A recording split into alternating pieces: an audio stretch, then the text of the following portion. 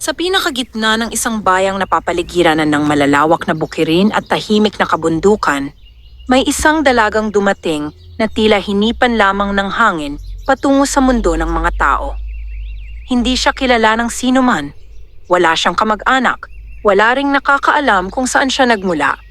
Ang tanging alam ng lahat, napakaganda niya. Ang kanyang pangalan ay Amara. May kakaibang anyo si Amara. Hindi yaong karaniwang gandang nakikita sa mga dalagang lumaki sa araw at ulan. Ang kanyang balat ay tila may banayad na kislap kapag tinatamaan ng liwanag ng araw. Ang kanyang mga matay malalim, animoy may tinatagong hiwaga na hindi kayang basahin ng karaniwang tao. Ang kanyang mga kilos ay marahan, parang may sariling musika ang bawat hakbang. Ngunit higit sa lahat, may katahimikan sa kanyang presensya. Isang katahimikang nagbibigay lakas at pangamba ng sabay. Walang nakaalam na si Amara ay hindi isang pangkaraniwang babae. Isa siyang diwata. Hindi siya ipinanganak sa mundo ng mga tao. Siya ay mula sa kaharian ng mga nilalang na nabubuhay sa pagitan ng liwanag at dilim, sa isang lupain na hindi nakikita ng mata ng tao, maliban kung papayagan ng kapalaran. Sa kanilang kaharian, ang pag-ibig ay itinuturing na pinakamakapangyarihang anyo ng mahika. Ngunit ito rin ang pinakadelikadong puwersa. Maraming diwata ang naniwala na ang mga tao ay marupok pagdating sa pag-ibig. Mabilis magmahal, mabilis masaktan, at higit sa lahat, mabilis magtaksil. Si Amara, ang kabaligtaran ng paniniwalang iyon. Matagal na niyang pinagmamasdan ang mundo ng tao. Nakikita niya ang mga sakripisyo ng mga ina, ang pagtitiis ng mga ama, ang mga pangarap ng kabataan. Nakikita niya ang mga pusong nasasaktan, ngunit patuloy na lumalaban. At sa bawat tanawin, lalo siyang napapaniwala na may katotohanan sa pag-ibig ng mga tao na hindi ito laging marupok. Isang gabi, sa ilalim ng bilog na buwan, nagpasiya siyang subukin ang sarili. Baba siya sa mundo ng tao. Iiwan niya ang kanyang pakpak, ang kanyang kapangyarihan, at ang kanyang pagkakakilanlan. Mamumuhay siya bilang isang ordinaryong babae at doon niya susubukin kung ang pag-ibig ng isang tao ay tunay, hindi dahil sa kanyang anyo, hindi dahil sa kanyang kapangyarihan, kundi dahil sa kung sino siya kapag wala ang lahat ng iyon. May isang kondisyon ang kanyang paglalakbay. Kapag siya ay umibig, at ang lalaking iyon ay magmahal sa kanya nang walang pag-aalinlangan kahit sa oras ng pagsubok, mananatili siyang tao habang buhay. Ngunit kung mabigo ang lalaking mahalin siya sa gitna ng hirap at pagdududa, mawawala ang lahat. Hindi lamang ang kanyang pag-ibig, kundi pati ang kanyang kakayahang muling makadama ng ganoong damdamin. Sa unang liwanag ng umaga, bumaba si Amara sa lupa. Natagpuan siya ng mga tao sa tabi ng ilog, nakaupo sa ilalim ng isang matandang puno ng belete.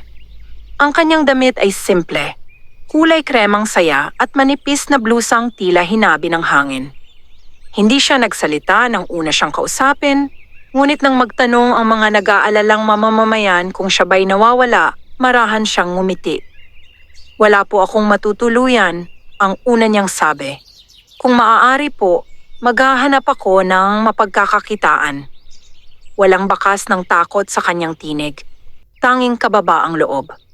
Sa bayang iyon ay may isang binatang kilala sa kanyang kasipagan at tahimik na kabutihan. Ang kanyang pangalan ay Rafael. Si Rafael ay anak ng isang magsasakang pumanaw na at iniwan sa kanya ang maliit na lupang sinasaka nila noon.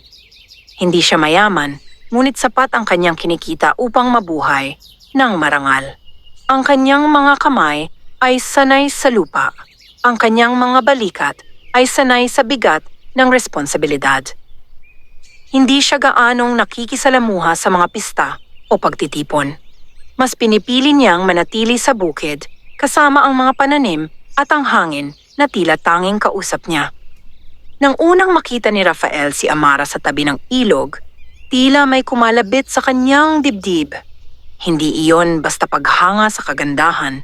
Parang may alaala ang kanyang puso na hindi niya maipaliwanag. Parang matagal na niya itong hinintay kahit hindi niya alam kung bakit. Lumapit siya ng marahan. Kung kailangan mo ng matutuluyan, sabi niya, may maliit na kubo sa tabi ng aking bukid. Hindi ito magarbo pero ligtas. Tiningnan siya ni Amara. Sa unang pagkakataon mula nang bumaba siya sa mundo ng tao, may isang pusong hindi siya tiningnan ng may pagnanasa o pagkamangha lamang. Sa mga mata ni Rafael, may pag-aalala. May paggalang. At bakit mo ako tutulungan? Tanong niya. Dahil gusto kong maging mabuting tao, sagot ni Rafael sa kanyang isip. Ngunit ang sinabi niya lamang ay, dahil kailangan mo ng tulong. Sa simpleng sagot na iyon, may kung anong gumalaw sa puso ni Amara. Tinanggap niya ang alok. Sa mga sumunod na araw, namuhay si Amara bilang isang karaniwang dalaga sa baryo. Tumutulong siya sa pagtatanim, natutong magluto ng simpleng pagkain at nakikisalamuha sa mga kapitbahay. Unti-unting tinanggap siya ng mga tao. Ngunit hindi lahat ay natuwa sa kanyang pagdating. May isang babaeng lihim na matagal nang may pagtingin kay Rafael, si Celeste. Siya ay anak ng pinakamayamang mga ngalakal sa bayan. Sanay siyang makuha ang kanyang nais. At matagal na niyang inaasahang si Rafael ang magiging kabiyak niya balang araw. Nang mapansin niyang mas madalas na magkasama sina Rafael at Amara, may apoy na namuo sa kanyang dibdib. Hindi niya alam kung sino si Amara, ngunit ramdam niyang may kakaiba rito. Samantala sa bawat araw na lumilipas, mas lalo namang nahuhulog ang loob ni Rafael sa dalaga. Hindi lamang dahil sa kanyang anyo, kundi dahil sa kanyang kabutihan. May paraan si Amara ng pakikinig na tila nauunawaan niya ang bawat salitang hindi masabi ni Rafael. Isang hapon, habang magkasama silang nagdidilig ng mga tanim, tinanong ni Rafael, "May pamilya ka ba?" Sandaling natahimik si Amara. May pamilya siya, sa isang kahariang hindi maaaring banggitin. Ngunit hindi iyon ang sagot na maaari niyang ibigay. Malayo sila, marahan niyang tugon. At kailangan kong patunayan ang sarili ko bago ako makabalik. Hindi na nagtanong si Rafael. Sa halip, sinabi niya, hindi mo kailangang patunayan ang sarili mo para maging karapat-dapat. Ang mga salitang iyon ay tila pa na sa puso ni Amara. Sa gabing iyon, habang nakatayo siya sa ilalim ng buwan, naramdaman niyang may unti-unting nagbabago sa kanya. Ang kanyang kapangyarihan ay patuloy na humihina habang mas nagiging totoo ang kanyang damdamin. Nagsisimula na ang pagsubok at hindi niya alam kung sino sa kanila ni Rafael ang unang masasaktan. Sa malayo, sa lilim ng mga puno, may isang aninong nagmamasid. Ang mundo ng diwata ay hindi basta pumapayag na may lumisan ng walang kapalit. At ang pag-ibig, kapag sinubok, ay hindi laging nagtatapos sa liwanag. Maagang nagising si Rafael kinabukasan, gaya ng nakasanayan niya. Ngunit sa unang pagkakataon matapos ang maraming taon, hindi bukid ang unang pumasok sa kanyang isip. Si Amara. May kung anong nagbago sa ritmo ng kanyang mga araw mula nang dumating ang dalaga. Ang dating tahimik na umaga ay tila may kulay na ngayon. Ang simpleng pagdidilig ng mga pananim ay hindi na lamang trabaho. Ito'y naging pagkakataon upang makasama siya. Sa kabilang dako ng maliit na kubo, nakaupo si Amara sa gilid ng bintana. Pinagmamasdan niya ang pagbangon ng araw habang marahang dumadaloy ang liwanag sa kanyang muka. Sa bawat umaga, mas nararamdaman niyang lumalalim ang kanyang paglalakbay bilang tao. Mas nagiging malinaw ang mga damdaming dati pinag-aaralan lamang niya mula sa malayo. Ang gutom, ang pagod, ang saya, at higit sa lahat, ang pag-aalala. Hindi tulad sa kanyang tunay na anyo, hindi niya kayang kontrolin ang tibok ng kanyang puso ngayon. Kapag malapit si Rafael, may init na umaakyat sa kanyang dibdib. Isang bagay na hindi kayang likhain ng mahika. Lumabas siya ng kubo at nadatnan si Rafael na nag-aayos ng mga gamit sa bukid. Maaga kang nagising, bati niya. May mga pananim tayong kailangang tingnan, sagot ni Rafael.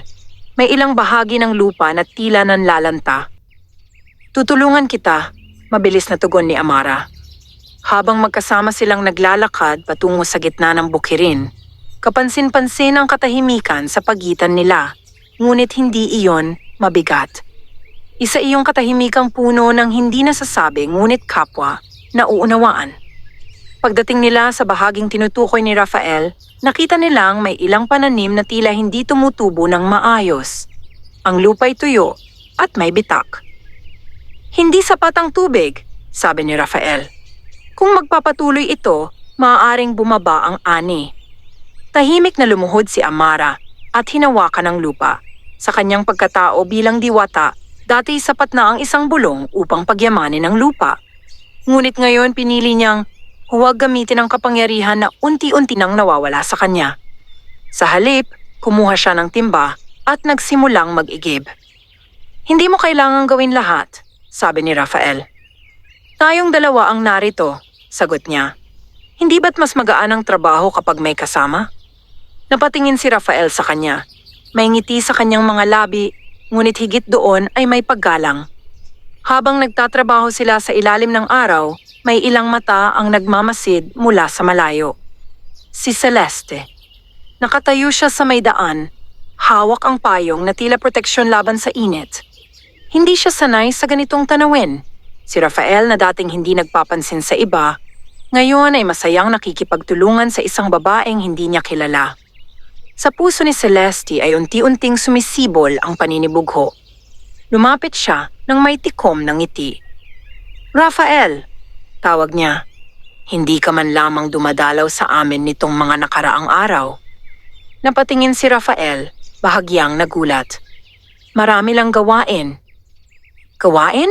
Sagot ni Celeste, bahagyang nakatingin kay Amara. O baka may mas mahalagang pinagkakaabalahan? Nanatiling tahimik si Amara. Hindi siya sanay sa ganitong uri ng tensyon. Sa kanilang kaharian, ang kompetisyon ay hindi sa salita ipinapakita kundi sa lakas ng kapangyarihan. Ngunit dito, mas masalimuot ang labanan. Nakabalot sa mga ngiti at banayad na pangungusap. Kung nais mo, maaari kitang tulungan sa ani, patuloy ni Celeste. May mga tauhan kami na maaaring magbuhat at mag-ayos. Nagpasalamat si Rafael ngunit tumanggi. Kaya pa namin. Ang salitang iyon, namin, ay tila punyal sa dibdib ni Celeste. Umalis siya na may pilit na dignidad, ngunit malinaw ang mensaheng iniwan niya sa hangin. Pagkatapos ng tagpong iyon, tahimik ang dalawa habang ipinagpapatuloy ang gawain. Nasaktan mo siya, marahang sabi ni Amara. Hindi ko sinasadya, sagot ni Rafael. Hindi ko kailanman ipinangako sa kanya ang anumang bagay. Ngunit may inaasahan siya. Hindi ko maaaring ibigay ang puso ko dahil lamang may umaasa. Sa mga salitang iyon, may katapatan na tumagos sa kaibuturan ni Amara. Sa unang pagkakataon, nakaramdam siya ng takot. Hindi dahil sa maaaring masaktan si Celeste, kundi dahil unti-unti na siyang nahuhulog. At kapag tuluyan siyang umibig, magsisimula ang tunay na pagsubok.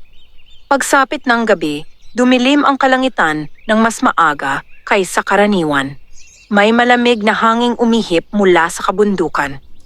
Habang nagpapahinga si Rafael sa loob ng kubo, lumabas si Amara at tumingala sa mga ulap. Ramdam niyang may presensyang hindi tao sa paligid. Hindi ka dapat nagtagal dito.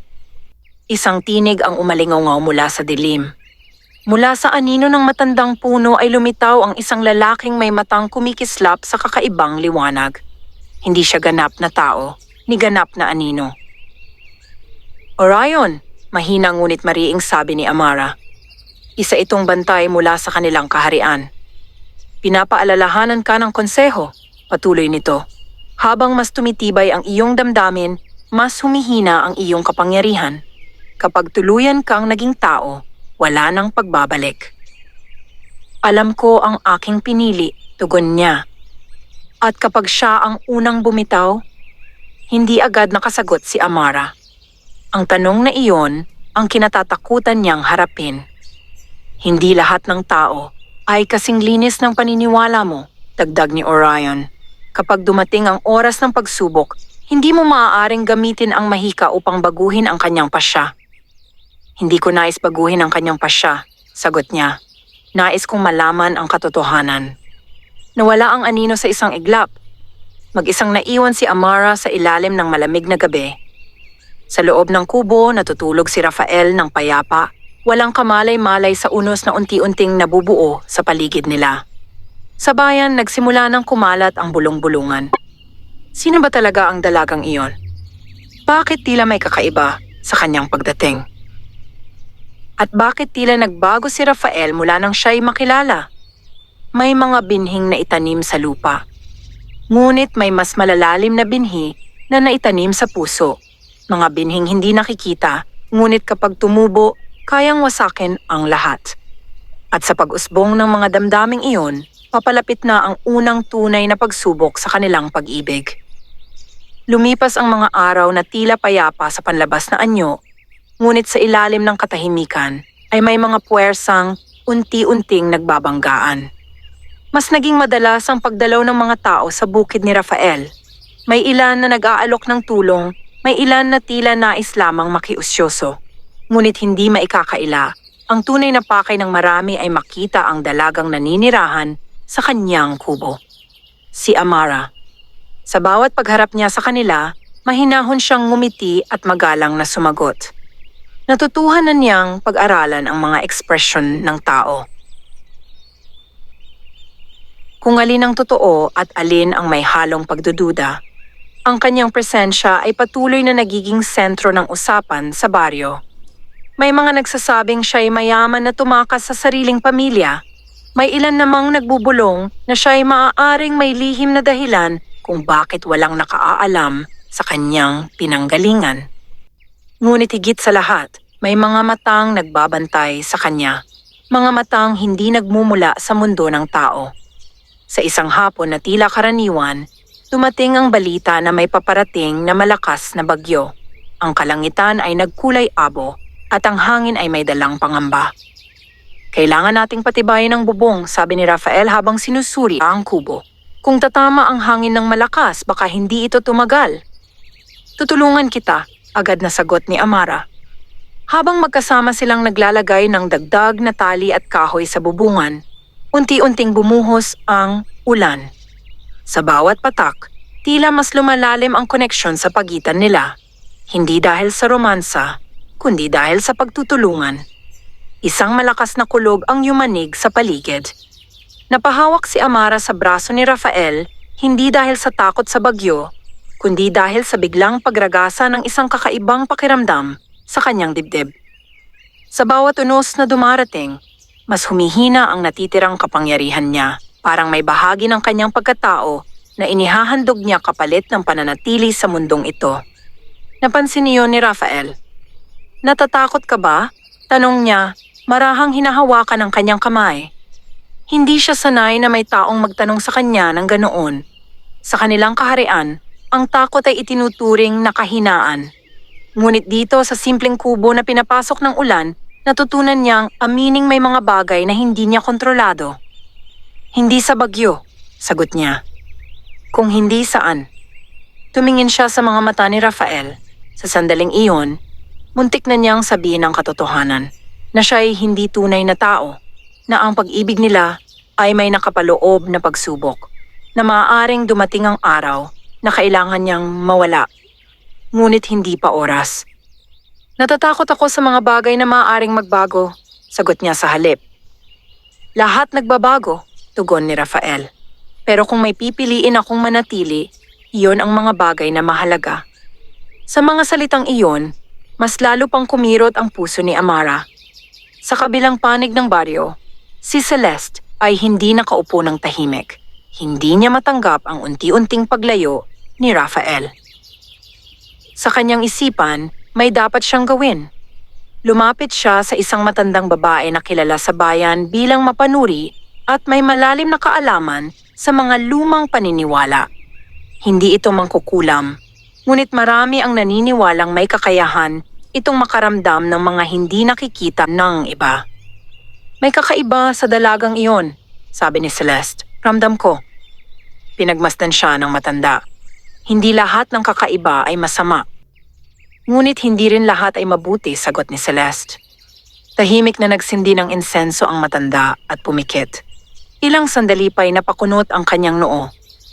May liwanag sa paligid niya, marahang sabi nito. Ngunit may aninong nakasunod. Anong ibig mong sabihin? Ang kanyang pagdating ay may dahilan. At kapag natapos ang dahilan na iyon, may magdurusa. Hindi malinaw ang sagot, ngunit sapat iyon upang lalong mag-alab ang pagnanais ni Celeste na alamin ang katotohanan. Samantala, sa gitna ng malakas na ulan, nagpasya si Rafael na iligtas ang ilang hayop na naiwan sa kulungan sa dulo ng bukid. Huwag kang lalabas, sabi ni Amara. Masyadong malakas ang hangin. Hindi ko sila maaaring pabayaan. Bago pa siya makapigil, tumakbo na si Rafael sa gitna ng ulan. Sa sandaling iyon, naramdaman ni Amara ang isang matinding pagnanais na gamitin ang natitirang kapangyarihan niya upang pahupain ang bagyo. Ngunit alam niyang kapag ginawa niya iyon, maaaring tuluyan ng mawala ang kanyang kakayahang manatili bilang tao. Ipinikit niya ang kanyang mga mata at nagdasal. Isang bagay na hindi niya kailanman ginawa sa kanyang tunay na anyo. Hindi para sa sarili niya, kundi para kay Rafael. Sa gitna ng unos nadulas si Rafael at bahagyang nasugatan ang kanyang braso habang sinusubukang palayain ang isang natatakot na hayop. Ngunit hindi siya tumigil. Sa kabila ng sakit, tinapos niya ang kanyang gawain at nagmadaling bumalik sa kubo. Pagpasok niya agad siyang nilapitan ni Amara. May dugo sa kanyang manggas. Bakit mo ginawa iyon? Nanginginig ang tinig ni Amara. Dahil sila'y umaasa sa akin, sagot niya. Hinawakan ni Amara ang kanyang sugat. Sa kanyang palad ay may natitirang bahagyang liwanag, isang huling bakas ng kanyang kapangyarihan. Saglit siyang nag-alinlangan, ngunit nanaig ang damdamin. Marahang lumiwanag ang kanyang mga daliri at sa isang iglap nawala ang sugat ni Rafael. Napaatras siya. Paano? Nakita ni Amara ang takot sa kanyang mga mata. At sa unang pagkakataon, natupad ang kinatatakutan niya. Hindi paghanga, kundi pagdududa. Tahimik ang kubo matapos ang sandaling iyon. Ang bagyo sa labas ay tila mas banayad kaysa sa unos na namuo sa pagitan nila. Ano ka ba talaga? Tanong ni Rafael, hindi galit, ngunit malinaw ang pagkalito. Sa labas, humina ang ulan. Sa loob, nagsimula ang mas malakas na bagyo. At ang pagsubok na dati nasa malayo lamang, ngayon ay nakatayo na sa harapan nila. Ang tanong ni Rafael ay nanatiling nakabitin sa hangin, mabigat at hindi matakasan. Ano ka ba talaga? Hindi iyon binitiwan ng may galit. Wala ring paninisi sa kanyang tinig, subalit may takot. Isang takot na hindi para sa sarili, kundi sa hindi niya maunawaan. Si Amara ay nakatayo pa rin sa harap niya, bahagyang nanginginig ang mga kamay. Ang liwanag na kanina'y umilaw sa kanyang palad ay tuluyan ng naglaho, tila hindi kailanman umiral. Ngunit pareho nilang alam na hindi iyon ilusyon. Sa labas ng kubo, ang ulan ay patuloy na humuhuli sa bubungan.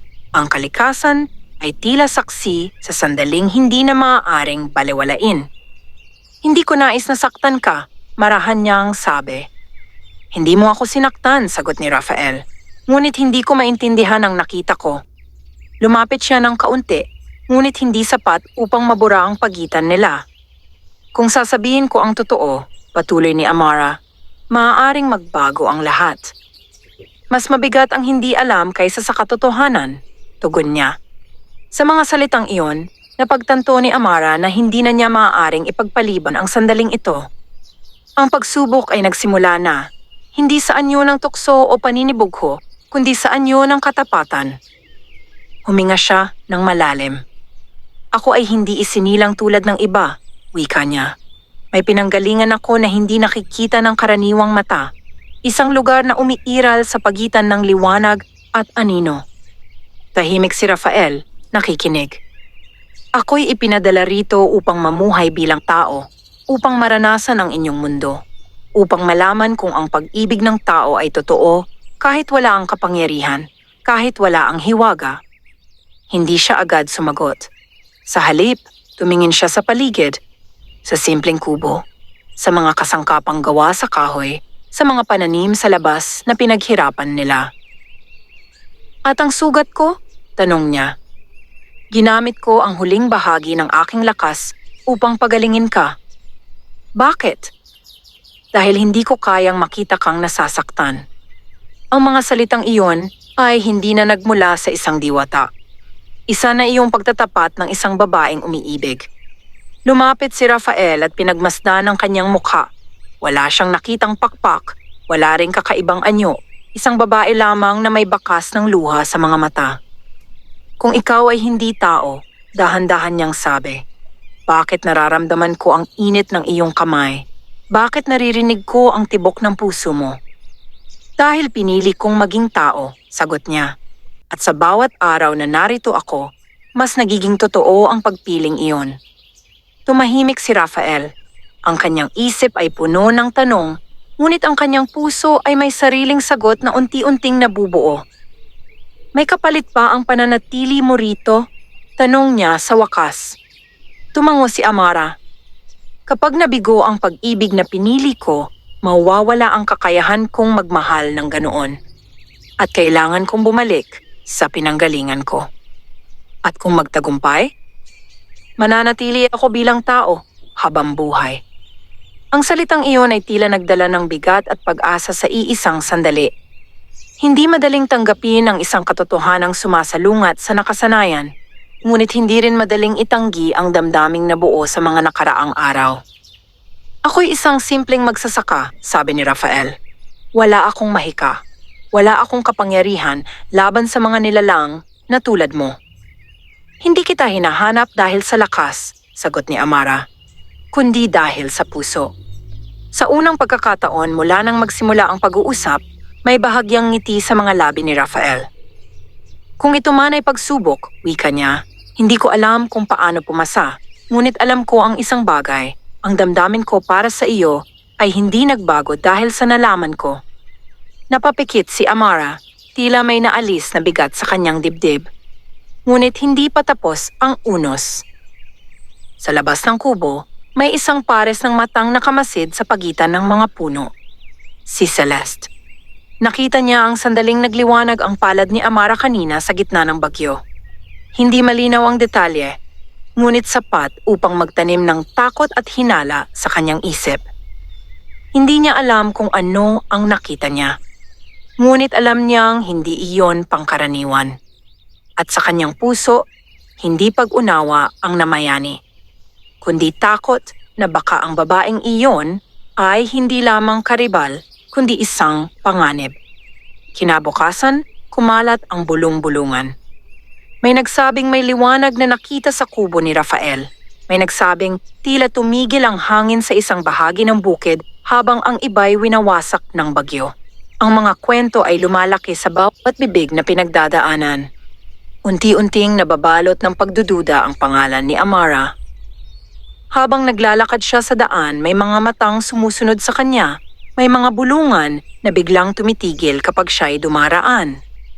May naiiba sa kanya. Hindi ba't siya'y dumating lamang bigla? Paano kung siya'y may dalang kapahamakan? Ang mga salitang iyon ay tila maliliit na batong ibinabato sa kanyang likuran. Naririnig niya ang lahat. At sa unang pagkakataon, naramdaman niyang ang pagiging tao ay hindi lamang pag-ibig at pag-asa, kundi pati paghusga at pangamba. Sa gabi, muling nagpakita si Orion sa lilim ng puno. Ang mga tao ay mabilis maghinala, sabi nito. Hindi nila tinatanggap ang hindi nila nauunawaan. Hindi ko sila masisisi, sagot ni Amara. Ako ang pumiling pumasok sa kanilang mundo. Ang pagsubok ay hindi lamang sa kanya, patuloy ni Orion, pati sa iyo. Handa akong harapin iyon. Ngunit sa kabila ng kanyang tapang, may isang tanong na patuloy na umuukilkil sa kanyang isipan. Hanggang kailan kayang manindigan ng pag-ibig laban sa takot ng marami? Sa loob ng kubo, si Rafael ay nakaupo sa tabi ng lampara, nag-iisip. Alam niyang hindi magiging madali ang mga susunod na araw. Ang pag-ibig na kanyang pinili ay hindi karaniwan at ang mundo ng tao ay hindi laging maunawain. Ngunit sa kabila ng lahat, may desisyong unti-unti nang tumitibay sa kanyang puso. Hindi siya uurong dahil sa hiwaga. Ang tunay na hamon ay hindi kung ano si Amara, kundi kung ano ang kaya niyang panindigan para sa kanya. At sa paglapit ng bagong umaga, mas lalong lalalim ang anino ng pagsubok. Hindi na lamang sa pagitan ng dalawang puso, kundi sa pagitan ng isang babae at ng buong mundong maaring tumanggi sa kanya. Sa mga sumunod na araw, ang dating payapang baryo ay tila nabalot ng isang hindi nakikitang ulap. Hindi ito ulap ng ulan, kundi ulap ng pagdududa. Ang bawat pagdaan ni Amara sa daan ay sinasabayan ng mga matang hindi na lamang mausisa, kundi mapanuri. May mga ina na marahang hinihila ang kanilang mga anak palayo kapag siya'y lumalapit. May mga kalalakihang nag-uusap ng pabulong at agad tumatahimik kapag siya'y nakararaan. Hindi siya tuwirang iniiwasan, ngunit ramdam niya ang pagitan. Sa harap ng mga tao, nananatili siyang mahinahon. Patuloy siyang tumutulong sa bukid, patuloy na nakikisalamuha ng may paggalang. Ngunit sa gabi, kapag siya'y nag-iisa, may kirot na sumisiksik sa kanyang dibdib, isang damdaming hindi niya kailanman naranasan sa kanyang pinanggalingan. Ang hindi tanggapin. Isang umaga, habang nasa palengke si Rafael upang magbenta ng ani, hindi niya napigilan ang paglapit ng ilan sa mga kalalakihan ng baryo. Rafael, panimula ng isa. Narinig mo ba ang mga kwento? Anong kwento? Kalmadong tanong niya. May liwanag daw na nakita sa kubo mo noong gabi ng bagyo at hindi iyon kidlat. Hindi siya agad sumagot. Hindi ba't bigla na lamang dumating ang babaeng iyan? Dagdag ng isa pa. Wala man lang nakakaalam kung saan galing. Narinig niya ang bahid ng babala sa kanilang tinig. Ano ba ang ipinahihiwatig ninyo? Mahinahong tugon niya. Wala kaming nais ipahiwatig, sagot ng unang lalaki. Ngunit may mga bagay na dapat pag-ingatan. Hindi na lumalim pa ang usapan. Ngunit sapat na ang mga salita upang maramdaman ni Rafael ang bigat ng sitwasyon. Sa kabilang dako, si Celeste ay tahimik na pinakikinggan ang bawat bulong na umaabot sa kanya. Hindi niya kailangang magpakalat ng tsismis. Sapat na ang isang butil ng pagdududa upang lumaki ito ng kusa. Gayunpaman, hindi siya mapakali. May isang bahagi ng kanyang isip na nagsasabing ang kanyang nakita ay hindi lamang kakaiba, kundi maaaring mapanganib. Kinagabihan habang naglalakad si Amara sa gilid ng bukid, napansin niyang may ilang kababaihan ang nag-uusap sa may balon. May narinig ako, sabi ng isa. Noong bata pa ako, may kwento tungkol sa mga nilalang na nagpapanggap bilang tao. Mga nilalang na nagdadala ng sumpa, tugon ng isa pa. Hindi nila alam na naririnig siya. Huminto si Amara at marahang huminga. Kung dati kayang-kaya niyang magbura ng alaala o magpalabo ng isipan ng tao, ngayon ay wala siyang magawa kundi tanggapin ang bawat salita. Pagbalik niya sa kubo, nadatnan niya si Rafael na tahimik na nakaupo. May nangyari ba sa palengke? Tanong niya. May mga tanong, sagot niya, at may mga pagdududa. Hindi siya nagkunwaring walang alam. Dahil sa akin. Hindi ko sila masisisi, wika ni Rafael. Hindi nila naiintindihan. Kung nanaisin mo, marahang sabi ni Amara, maaari akong umalis bago pa lumala ang lahat. Mabilis siyang tumingin sa kanya. At iiwan mo ako dahil lamang sa mga bulong? Ayaw kong maging dahilan ng paglayo nila sa iyo. Lumapit si Rafael at hinawakan ang kanyang mga kamay, walang pag-aalinlangan. Ang pinili ko ay ikaw, hindi ang kanilang opinyon. Sa sandaling iyon, naramdaman ni Amara ang kakaibang lakas na hindi nagmumula sa mahika kundi sa tiwala. Ngunit hindi pa natatapos ang pagsubok. Sa gitna ng gabi, nagising ang baryo sa balitang may bahagi ng bukirin ang natuyo ng hindi maipaliwanag. Ang lupa ay tila nawalan ng sigla at ang ilang pananim ay nalanta sa isang iglap. Hindi ito sakop ng bagyo. Hindi rin ito maituturing na normal na pangyayari. agad na kumalat ang takot. Simula nang dumating siya, hindi man tahasang binanggit ang pangalan ni Amara, malinaw kung sino ang tinutukoy. Sa gitna ng usapan ng mga tao, may isang presensyang tahimik na nakatayo sa lilim ng mga puno. Si Orion. Ngunit hindi siya ang may gawa ng nangyari. May iba pang puwersang gumagalaw, isang puwersang nais tiyakin na hindi magiging madali ang pananatili ni Amara sa mundo ng tao. Kinabukasan, dumating sa bukid si Celeste kasama ang kanyang ama at ilang tauhan. Tinitigan nila ang natuyong lupa. Hindi ito pangkaraniwan, sabi ng kanyang ama. Parang may humigop ng sigla ng lupa. Marahang tumingin si Celeste kay Amara. At may isang taong hindi pangkaraniwan dito. Tahimik si Rafael, ngunit ang kanyang mga kamao ay bahagyang nakatikom. Wala siyang kinalaman dito, mariin niyang sabi. Paano mo masisiguro? Tanong ni Celeste. Hindi ba't may nakita tayong liwanag? Hindi ba't may mga bagay na hindi natin maipaliwanag? Hindi agad sumagot si Rafael. Ngunit ang kanyang mga mata ay hindi umalis kay Amara. Sa loob ng kanyang dibdib, may labanang nagaganap. Hindi laban sa kanya, kundi laban sa pagdududa na unti-unting kumakatok sa kanyang isipan. At iyon ang tunay na panganib. Hindi ang mga bulong ng bayan, kundi ang maliit na butil ng pag-aalinlangan na maaaring tumubo sa puso ng isang umiibig. Habang papalubog ang araw, tumingala si Amara sa kalangitan. Ramdam niyang may nagbago. Ang pagsubok ay hindi na lamang tungkol sa kanilang dalawa. May mga puwersang nais paghiwalayin sila. Mga puwersang hindi tao at hindi rin basta-basta nakikita. Sa kanyang isipan ay umalingaw-ngaw ang babala. Kapag ang pag-ibig ay naharap sa takot ng marami, alin ang mananatili? At sa pagdilim ng gabi, mas lalong tumindi ang aninong gumagapang sa pagitan ng liwanag at puso. Hindi agad nawala ang takot sa baryo matapos ang pagkakatuklas sa natuyong bahagi ng bukirin. Sa halip, mas lalo itong umigting. Ang dating bulong-bulungan ay naging tahasang usapan sa gitna ng daan. Ang mga dating ngiti ay napalitan ng malamig na tingin. Sa loob ng kubo, tahimik na nakaupo sina Amara at Rafael. Hindi ito gawa ng kalikasan, sabi ni Rafael habang iniisip ang nangyari. Hindi rin ito sakit ng pananim. Alam ni Amara ang katotohanan. May ibang kapangyarihang nakialam, isang puwersang nagmumula sa kanyang pinanggalingan, hindi upang saktan ang baryo, kundi upang subukin ang tibay ng kanyang pinili. May nais magpaalala sa akin, marahan niyang sabi. Tumingin sa kanya si Rafael. Ano ang ibig mong sabihin? Hindi lahat sa aming mundo ay sang-ayon sa pagpunta ko rito. May ilan na naniniwalang ang tao ay hindi karapat-dapat sa tiwala. At kailangan nilang patunayan iyon sa ganitong paraan? Hindi sumagot si Amara. Ngunit sa kanyang katahimikan, malinaw ang sagot.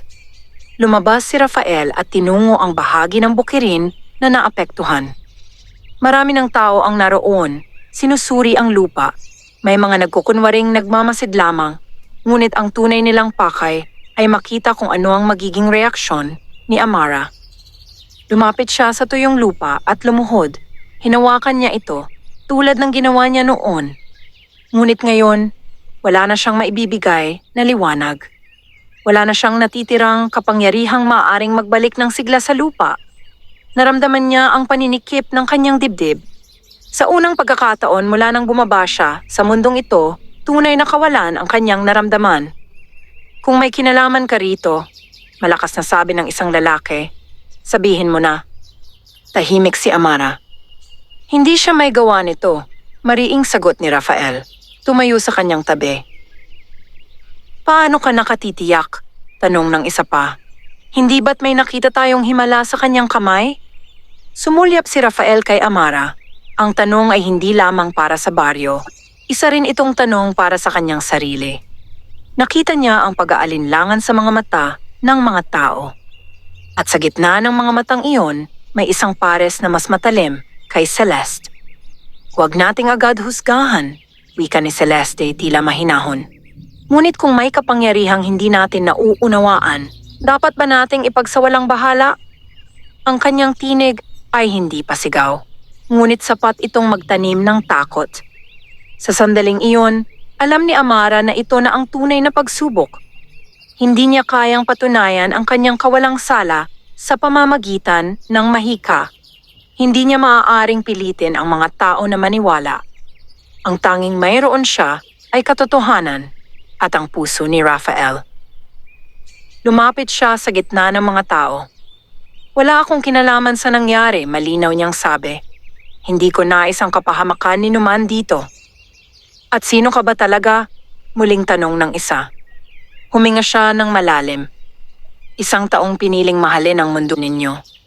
May ilan ang napangiti ng may pagdududa. Ang iba na may napakunot ang noo. Hindi sapat ang salita, sabi ng matandang lalaki sa likod.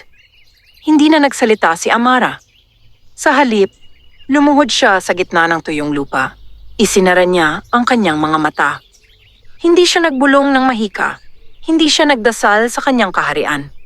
Sa unang pagkakataon, nanalangin siya gaya ng isang tao. Hindi upang ipakita ang kanyang lakas, kundi upang ipakita ang kanyang pananampalataya. Sa tabi niya, lumuhod din si Raphael. Hindi niya alam kung sino ang kanyang tinatawag.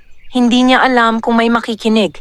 Ngunit alam niyang hindi niya hahayaang mag-isa si Amara sa gitna ng paghusga.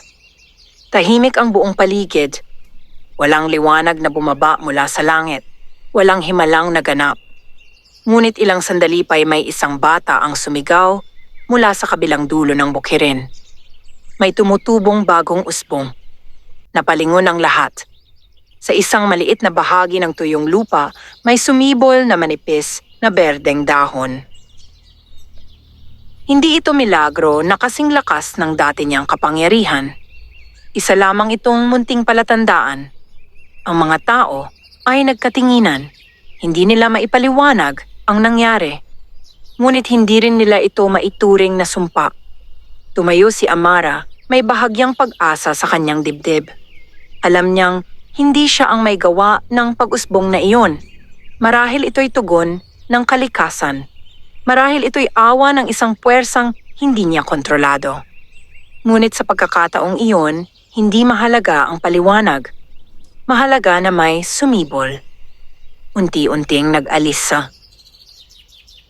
Nag-alisan ang mga tao, dala ang halo-halong damdamin. Hindi sila lubusang kumbinsido. Ngunit hindi na rin sila tiyak sa kanilang hinala. Sa dapit hapon, habang nakatanaw sa bukid, marahang nagsalita si Raphael. Hindi ko alam kung ano ang susunod, sabi niya. Ngunit alam ko na hindi kita iiwan. Tumingin si Amara sa kanya. Kapag dumating ang mas mabigat na pagsubok, wika niya, baka kailangan mong pumili. Hindi ba't pinili ko na? Sagot niya. Ngunit sa kaibuturan ng kanyang isip, may munting anino pa ring gumagalaw. Isang tanong na hindi niya maipagkaila. Paano kung totoo ang sinasabi ng iba?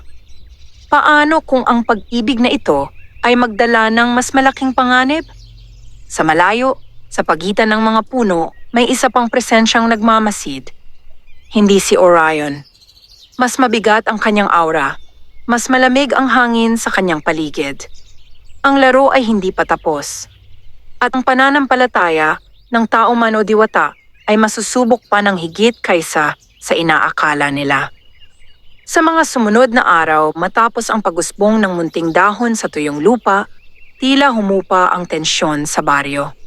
Hindi tuluyang nawala ang pagdududa, ngunit nabawasan ang tapang ng mga bulong. May ilan pa ring nagbabantay.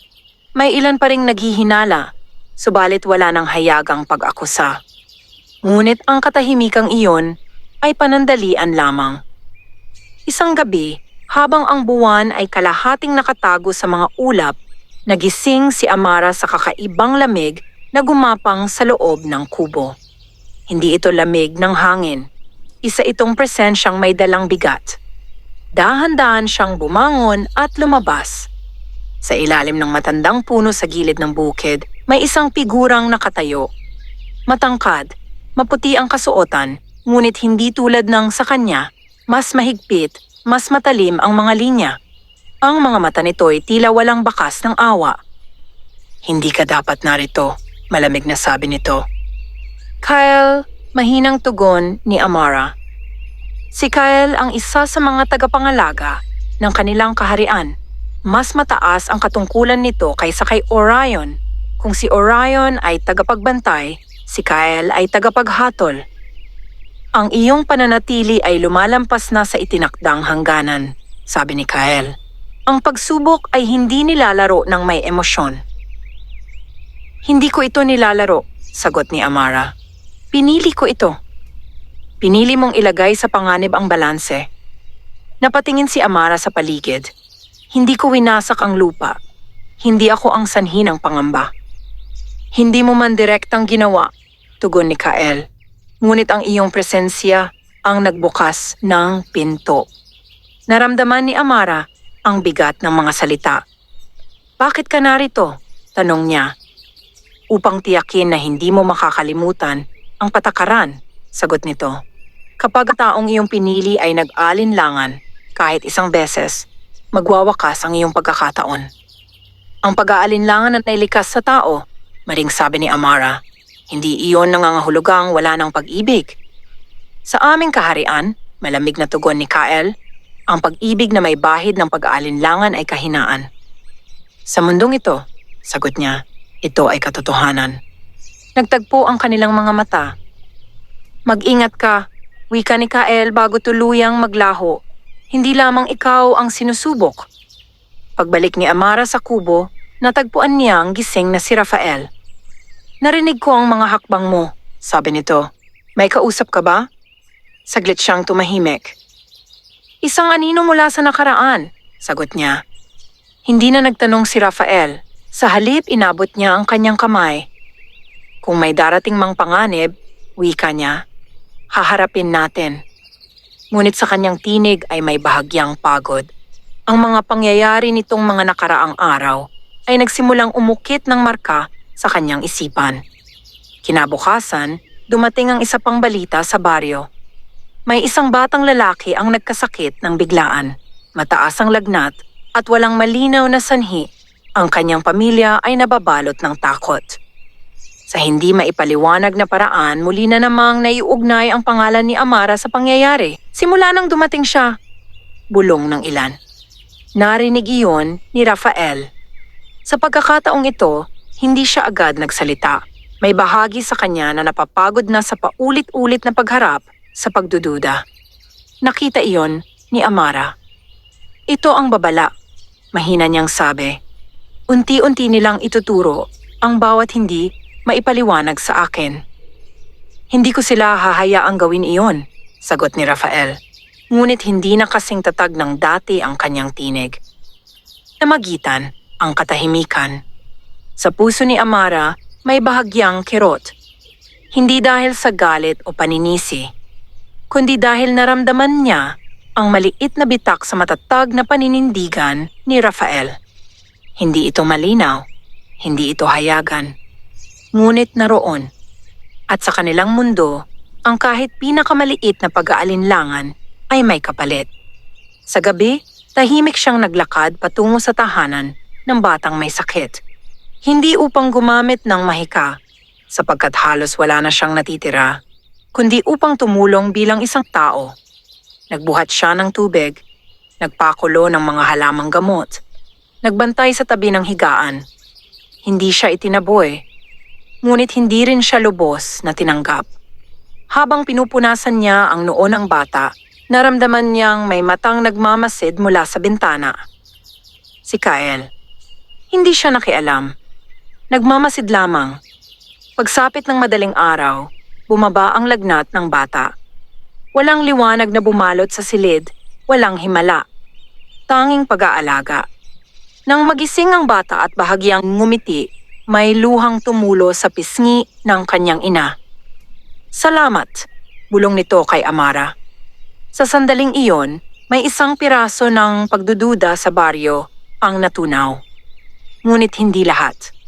Sa pag-uwi niya sa kubo, nadatnan niya si Rafael na nakaupo sa labas, nakatanaw sa bukirin. Magaling ka sa mga bata, sabi nito. Hindi kailangan ng mahika upang mag-alaga, sagot niya. Tahimik siyang tiningnan ni Rafael.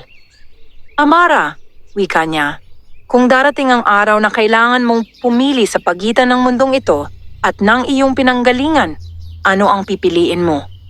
Hindi agad siya sumagot. Ang tanong na iyon ay hindi lamang usisa, isa itong paghahanda. Pinili ko na, sabi niya sa wakas. Ngunit sa malayo, sa pagitan ng mga anino, may isang presensyang nakangiti, hindi dahil sa tuwa, kundi dahil alam nitong ang tunay na pagsubok ay hindi sa sakit o sakuna, kundi sa puso ng isang taong unti-unting napapagod. At kapag ang pag-ibig ay napagod, doon nagsisimulang manalo ang anino. Unti-unting bumalik sa normal ang daloy ng araw sa baryo, ngunit ang salitang normal ay may ibang kahulugan na ngayon. May bakas na ng pangamba sa bawat pag-uusap at may distansyang hindi na tuluyang nawawala. Bagamat bumuti ang kalagayan ng batang nagkasakit, hindi lahat ay nakalimot. May ilan pa ring naniniwalang ang lahat ng kakaibang pangyayari ay may iisang pinagmulan. Si Amara. Sa loob ng kubo, ramdam ni Amara ang pagbabago kay Rafael. Hindi ito lantad. Hindi siya naging malamig o mapanumbat. Ngunit may mga sandaling siya ay tahimik ng mas matagal kaysa dati. May mga tanong sa kanyang mga mata na hindi niya binibigkas. Isang hapon, habang nag-ayos sila ng mga ani, napansin ni Amara ang kakaibang pag-iwas ng kanyang tingin. May nais ka bang sabihin? Maraan niyang tanong. Huminto si Rafael sa kanyang ginagawa. Hindi ko alam kung tama bang itanong, sagot niya. Mas mabigat ang hindi nasasabi. Napabuntong hininga siya. Kapag tuluyan ka nang nawalan ng kapangyarihan, wika niya, ano ang mangyayari kung dumating ang mas malaking panganib? Sino ang sasalo sa atin? Hindi iyon tanong na puno ng pagdududa. Ito'y tanong na puno ng takot. At doon nagsimulang sumakit ang dibdib ni Amara. Hindi ko ipinangakong magiging ligtas ang lahat, sagot niya ng mahinahon. Ang pinili ko ay magmahal, hindi kontrolin ang kapalaran. Tama, wika ni Rafael. Ngunit ang mga pangyayaring ito, hindi ko alam kung hanggang kailan ko kayang ipaglaban ang isang bagay na hindi ko lubos na nauunawaan. Sa unang pagkakataon, malinaw ang bitak. Hindi ito kawalan ng pag-ibig, kundi pagod. Ang pagod ng isang taong lumalaban, hindi lamang para sa damdamin, kundi laban sa takot ng buong komunidad. Tahimik na naglakad si Amara palayo, dala ang mabigat na katotohanan. Sa bawat hakbang niya, mas lalo niyang nararamdaman ang pagiging tao. Ang sakit ng marinig ang alinlangan mula sa taong pinili mong mahalin. Sa ilalim ng matandang puno, muling lumitaw si Kael. Ramdam mo na ba? Malamig nitong tanong. Ang alinlangan ay hindi pagtataksil, sagot ni Amara. Ngunit ito ang simula. Hindi ninyo nauunawaan ang tao, mariing tugon niya. Hindi sila perpekto, ngunit ang kanilang pagpili sa kabila ng takot ang sukatan ng kanilang pag-ibig. At kung hindi niya kayanin, napapikit si Amara. Hindi dahil sa hindi niya alam ang sagot, kundi dahil alam niya ang maaaring mangyari. Sa baryo, isang bagong pangyayari ang nagbigay muli ng dahilan sa pag-aalala. May ilang hayop ang natagpuang patay sa gilid ng gubat, walang sugat, walang bakas ng sakit. Mabilis na kumalat ang balita. Sa pagkakataong ito, hindi nabulong ang mga usapan. May ilang nagmungkahi na kausapin ang pinakamatandang pinuno ng baryo upang gumawa ng hakbang. At may ilang tahasang nagsabi na dapat umalis ang dalagang may dalang hiwaga. Nakarating ang usapang iyon kay Rafael. Hindi nila ako kayang paalisin, sabi niya kay Amara. Ngunit ang kanyang tinig ay hindi na kasing tatag ng dati. Hindi ko nais maging dahilan ng alitan, sagot ni Amara. Hindi ka dahilan, mabilis niyang sagot. Ngunit saglit siyang napahinto. Ngunit, simula nang dumating ka, nagbago ang lahat.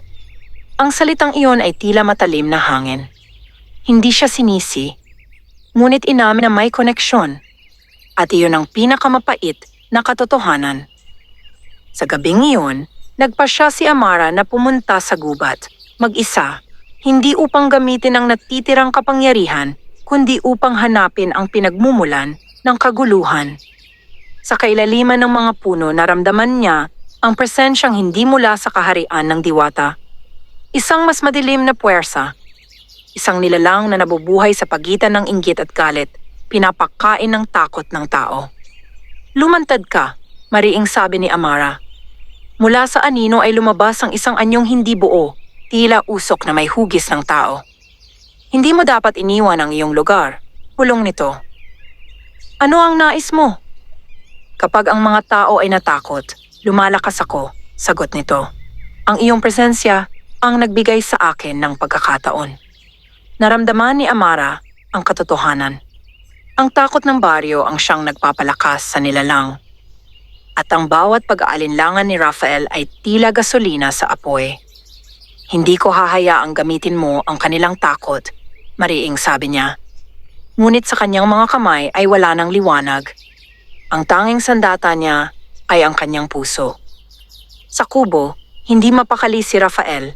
May pakiramdam siyang may nangyayaring hindi niya maunawaan. Sa kabila ng pagod at pag-aalinlangan, may isang bagay na malinaw sa kanya. Hindi niya kayang isipin ang mundong wala si Amara.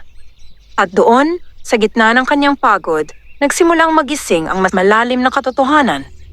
Ang pag-ibig ay hindi lamang paninindigan sa harap ng iba. Ito ay paninindigan laban sa sariling takot. Sa gubat, ang anino ay bahagyang lumapit kay Amara. Kapag siya ang unang bumitaw, bulong nito, ako ang mananalo.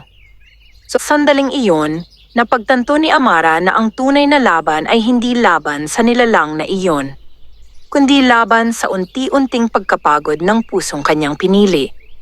At habang gabi ay lalong lumalalim, ang bitak sa pagitan nila ni Rafael ay hindi pa ganap na nababasag. Ngunit sapat na upang makalusot ang anino. Ang gabi sa gubat ay mas mabigat kaysa karaniwan. Ang hangin ay tila may dalang bulong na hindi maintindihan at ang mga puno'y nakatayo na parang mga saksi sa isang lihim na digmaan. Sa harap ni Amara ay ang anyong binubuo ng anino at usok, isang nilalang na hindi ganap na nakikita ngunit malinaw ang presensya. Hindi ako ang iyong kaaway, bulong nito. Ako'y bunga lamang ng takot. Ngunit pinipili mong lumakas sa pamamagitan ng pangamba ng iba, mariing sagot ni Amara. Hindi ko pinipili, tugon nito. Ako'y nabubuhay sa kung ano ang ibinibigay ng tao. Napagtanto ni Amara ang lalim ng katotohanan. Ang nilalang na ito ay hindi basta sumalakay. Ito'y unti-unting nabuo sa bawat pag-aalinlangan, sa bawat bulong ng takot, sa bawat pagod na hindi nasabi. At sa bawat sandaling nag-alinlangan si Rafael, bahagya itong lumalakas. Sa kubo, hindi mapakali si Rafael. Hindi niya maipaliwanag ang kaba sa kanyang dibdib. Ilang ulit siyang naglakad sa loob ng maliit na silid sa katuluyang lumabas. Wala si Amara. Ang katahimikan ng paligid ay masyadong malalim. Hindi siya nag-atubiling sundan ang landas patungo sa gubat. Sa kailaliman ng mga puno, nakita niya ang liwanag ng buwan na sumasalamin sa figura ni Amara. Ngunit sa kanyang harapan ay may kakaibang anyo na tila hindi bahagi ng mundong ito. Amara, sigaw niya. Napalingon siya. Bumalik ka, babala niya. Hindi ito para sa iyo. Ngunit huli na. Narinig ng anino ang tinig ni Rafael at tila mas lumawak ang hugis nito. Mas mabuti, bulong nito. Hayaan mong masaksihan niya. Lumapit si Rafael, bagaman nanginginig ang kanyang mga kamay. Ano iyon? Tanong niya. Hindi inaalis ang tingin sa anyo. Isang bagay na nabuo sa takot, sagot ni Amara, at pinalakas ng pagdududa. Sandaling natahimik si Rafael. Kung ganoon, wika niya, may bahagi ako sa paglikha nito. Ang pag-amin na iyon ay mabigat. Sa mga mata ng anino, tila may kislap ng kasiyahan. Hindi mo kayang protektahan siya, bulong nito kay Rafael. Hindi mo kayang unawain ang mundo niya, at sa huli, iiwan ka rin niya. Ang bawat salita ay parang tinik na tumatama sa puso ni Rafael. Amara, mahinang sabi niya, totoo ba iyon? Darating ba ang araw na mawawala ka? Hindi makasagot si Amara. Dahil ang sagot ay oo, kung mabibigo ang kanyang pinili. Ang katahimikang iyon ang halos sumira sa natitirang tibay ng kanyang puso. Hindi kita kayang ipaglaban-laban sa mundong hindi ko nakikita, bulong ni Rafael. Hindi ko alam kung sapat ang pag-ibig ko kung may mga puwersang ganito. Sa sandaling iyon, tila lumakas ang anino. Ang hangin ay umihip ng mas malamig. Ang mga puno'y tila yumuko sa bigat ng tensyon. Nararamdaman ni Amara ang paghina ng kanyang pagkatao, hindi dahil sa naubos na ang kanyang kapangyarihan, kundi dahil ang pusong pinili niya ay nasa gilid ng pagdududa. Rafael, marahan niyang sabi, ang pag-ibig ay hindi pag-unawa sa lahat ng bagay. Ito ay pagpili kahit hindi malinaw ang landas. Ngunit paano kung ang pagpiling iyon ay magdulot ng kapahamakan sa iba? Tanong niya.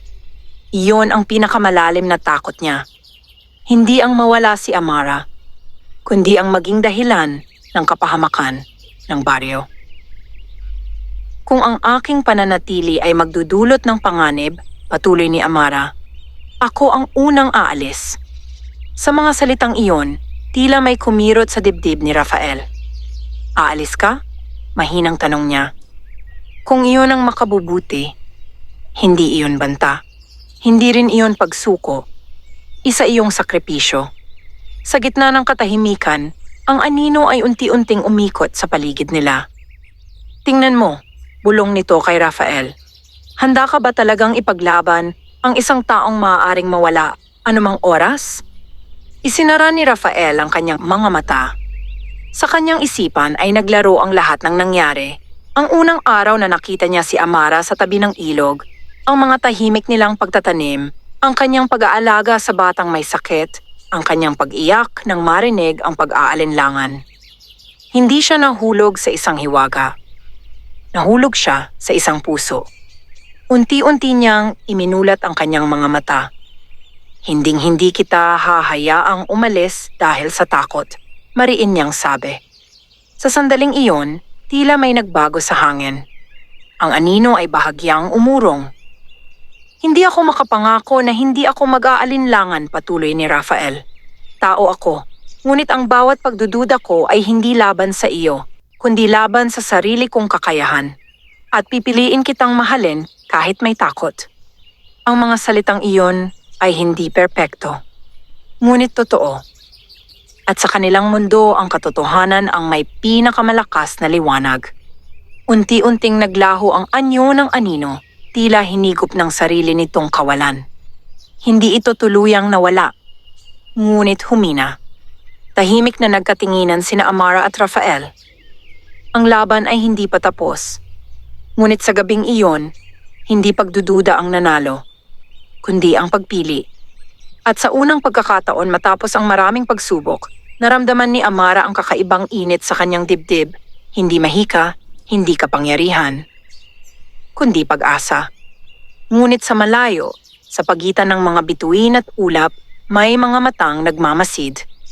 Ang konseho ng kanyang pinanggalingan ay hindi pa nagbibigay ng huling hatol. At ang pinakamatinding pagsubok ay hindi sa gubat magaganap, Ama, kundi sa harap ng buong baryo. Matapos ang gabi sa gubat, tila nagbago ang daloy ng hangin sa baryo. Hindi ito agad napansin ng lahat, ngunit may isang uri ng katahimikan na mas malinaw. Parang ang lupa mismo ay naghihintay. Hindi tuluyang naglaho ang anino, ngunit humina ito. At sa paghina nito, mas naging malinaw ang susunod na hakbang ng kapalaran. Kinabukasan, isang pagpupulong ang ipinatawag ng pinakamatandang pinuno ng baryo. Lahat ay naroon, mga magsasaka, mga mangangalakal, mga ina at kabataan. Sa gitna ng pagtitipon ay nakatayo sina Rafael at Amara. Hindi ito pagdiriwang. Ito ay paghuhusga. Maraming kakaibang pangyayari ang naganap, panimula ng matanda. Hindi natin maikakaila na nagsimula ang mga ito matapos dumating ang dalagang ito. Tahimik si Amara. Hindi siya nagtatanggol. Hindi siya nagsusumamo. Ngunit, patuloy ng matanda, May mga kabutihang nagawa rin siya, ang bata na gumaling, ang pagtulong sa bukid, ang pag-aalaga sa may sakit. Nagkatinginan ang mga tao. Ang baryo ay nahati, hindi sa galit, kundi sa takot at pag-asa. Lumapit si Rafael sa gitna. Kung may kasalanan man, wika niya, ako ang mananagot. Ako ang pumiling magtiwala. Ako ang pumiling manatili siya rito. Hindi ito usapin ng pagpili mo, sagot ng isa. Usapin ito ng kaligtasan ng lahat. Sa sandaling iyon, nag-iba ang hangin. Mula sa kalangitan ay unti-unting bumigat ang ulap. Hindi ito tulad ng karaniwang bagyo, walang kulog, walang kidlat, kundi liwanag.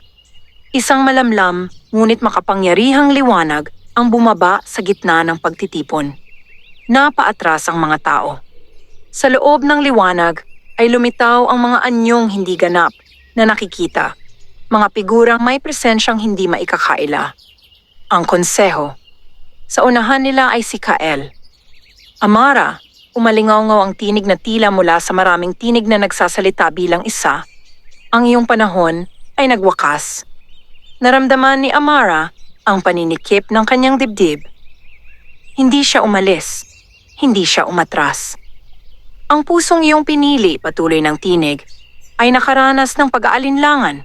Ang patakaran ay malinaw. Humigpit ang hawak ni Rafael sa kanyang kamay. Ako'y nag-alinlangan, mariin niyang sabi. Ngunit hindi ako bumitaw. Tahimik ang konseho. Ang pag-aalinlangan ay likas sa tao, patuloy ni Rafael. Kung iyon ang sukatan ninyo, wala sa amin ang magiging karapat-dapat. May ilang tao sa baryo ang napayuko. Tila nauunawaan ang bigat ng kanyang salita. Lumakad si Amara palapit sa liwanag. Kung kailangan kong magbalik, sabi niya ng malinaw, gagawin ko. Ngunit huwag ninyong husgahan ang puso ng tao sa pamantayan ng mga nilalang na hindi kailanman natakot. Nagkaroon ng katahimikan na tila walang hanggan. Sa gitna ng liwanag, may bahagyang paggalaw. Ang aninong nilalang na dati lumakas sa takot ay muling sumubok umusbong sa paligid. Ngunit ngayon, hindi ito kasing lakas. Hindi na ito pinapakain ng parehong pangamba. Dahil sa gitna ng baryo, may mga taong tumayo sa likod ni na Rafael at Amara, ang ina ng batang gumaling, ang mga magsasakang tinulungan sa bukid. Maging ang matandang pinuno ay lumapit. Hindi namin lubos na nauunawaan ang lahat, sabi ng matanda. Ngunit nakita namin ang kanyang puso. Unti-unting nabawasan ang bigat ng hangin. Ang liwanag ay nagbago. Hindi na malamig, kundi mas malambot. Si Kael ay tumingin kay Amara. Pinili mo ang mundong ito ng walang katiyakan, sabi nito. At ang taong ito ay piniling manatili sa kabila ng takot. Tahimik ang konseho. Pagkaraan ng ilang sandali, muling nagsalita ang nagkakaisang tinig. Ang pag-ibig na walang pag-aalinlangan ay madali, ngunit ang pag-ibig na pumipili sa kabila ng pagdududa, iyon ang mas bihira. Unti-unting naglaho ang mga figura sa liwanag. Bago tuluyang mawala, isang huling salita ang umalingaw-ngaw. Pinahihintulutan. Sa sandaling iyon, may init na dumaloy sa katawan ni Amara. Hindi ito tulad ng dating kapangyarihan. Hindi ito liwanag na nakapagliligtas ng sugat o nagpapasibol ng lupa. Ito ay mas payapa, mas tahimik, mas totoo. Naramdaman niyang tuluyan ng naputol ang huling hibla ng kanyang pagkatao bilang diwata. Wala nang pagbabalik. Wala nang kahariang babalikan. Isa na siyang ganap na tao. Lumapit siya kay Rafael, may luha sa mga mata. Hindi na ako makababalik, bulong niya. At hindi mo na kailangang bumalik, sagot niya. Sa paligid nila, unti-unting luminaw ang kalangitan. Ang mga tao ay nanatiling tahimik, hindi sa takot, kundi sa pagkamangha. Ang anino sa gubat ay tuluyang naglaho sapagkat wala na itong takot na makakapitan. Sa mga sumunod na araw, hindi agad nawala ang lahat ng pagdududa sa baryo, ngunit may bagong natutunan ang mga tao. Hindi lahat na hindi maipaliwanag ay dapat katakutan. At hindi lahat ng pag-aalinlangan ay nangangahulugang kawalan ng pag-ibig. Sa isang payapang hapon, habang magkasamang nagtatanim si Rafael at Amara, tumingala siya sa langit. Wala na siyang naramdamang tawag mula sa pagitan ng liwanag at anino. Ang tanging naroon ay ang init ng araw, ang amoy ng lupa, at ang tibok ng pusong pinili niyang manatili. Ang diwata ay hindi na diwata.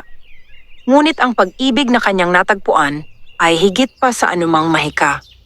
At sa mundong minsang naging pagsubok, natagpuan niya ang isang tahanan. Hindi dahil ito'y perpekto, kundi dahil pinili siyang mahalin sa kabila ng lahat.